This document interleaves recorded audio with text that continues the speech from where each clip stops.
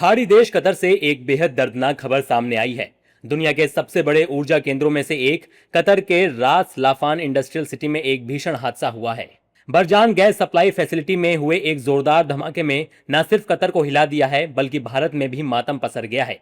Qatar के ऊर्जा मंत्रालय और दोहा स्थित भारतीय दूतावास ने पुष्टि की है कि इस भयावह हादसे में 12 भारतीय नागरिकों की जिंदा जलने से मौत हो गई है। इस दर्दनाक हादसे में कुल 13 लोगों की मौत हुई है, जिनमें से 12 मृतक भारतीय नागरिक हैं। कल रात रास लाफान में हुई दुर्घटना में 12 भारतीय नागरिकों का दुखद निधन हो गया है। हम शोक संतप्त परिवारों के प्रति अपनी गहरी संवेदनाएं व्यक्त करते हैं और दिवंगत आत्माओं की शांति के लिए प्रार्थना करते हैं। इस घटना में घायल हुए सभी लोग स्थिर स्थिति में हैं और उन्हें उचित चिकित्सा उपचार प्रदान किया जा रहा है। कतर स्थित भारतीय दूतावास कतर के अधिकारियों के साथ लगातार संपर्क में है और प्रभावित भारतीय नागरिकों तथा उनके परिवारों को हर संभव सहायता प्रदान करने के लिए कार्य कर रहा है।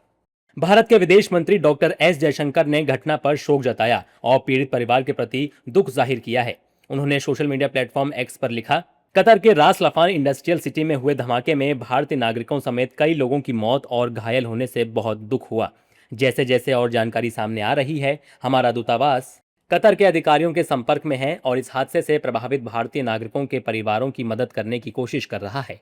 हमारी प्रार्थनाएं पीड़ितों और उनके परिवारों के साथ हैं। हादसे की गंभीरता को देखते हुए दोहा में मौजूद भारतीय दूतावास तुरंत एक्टिव मोड में आ गया है। इस हादसे को लेकर नेताओं ने भी दुख जताया है। देखिए, ये बेहद दुखद है। विदेश मंत्रालय कतर में भारतीय दूतावास से संपर्क में है और निसंदेह जो भी आवश्यक निर्देश हैं वो दिए जा रहे हैं। ये अपूरणीय क्षति है, बेहद दुर्भाग्यपूर्ण, और परिजनों के साथ भारत सरकार उनके दुख की घड़ी में साथ है। It is unfortunate that around 12 people died in an accident in Qatar, and this incident is a tragic incident, and we all condole the deaths of the Indians there.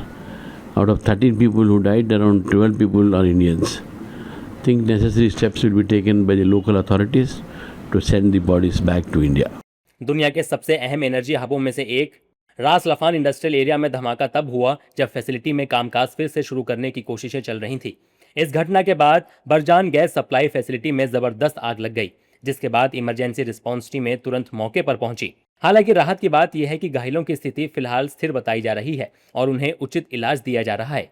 बता दें कि कतर में करीब 8 लाख से ज्यादा भारतीय प्रवासी रहते हैं, जो वहां के विकास में बड़ी भूमिका निभाते हैं। भारतीय दूतावास अब कतर के प्रशासन के साथ मिलकर लगातार संपर्क में है ताकि मारे गए 12 भारतीय नागरिकों के शवों को जल्द से जल्द भारत लाया जा सके।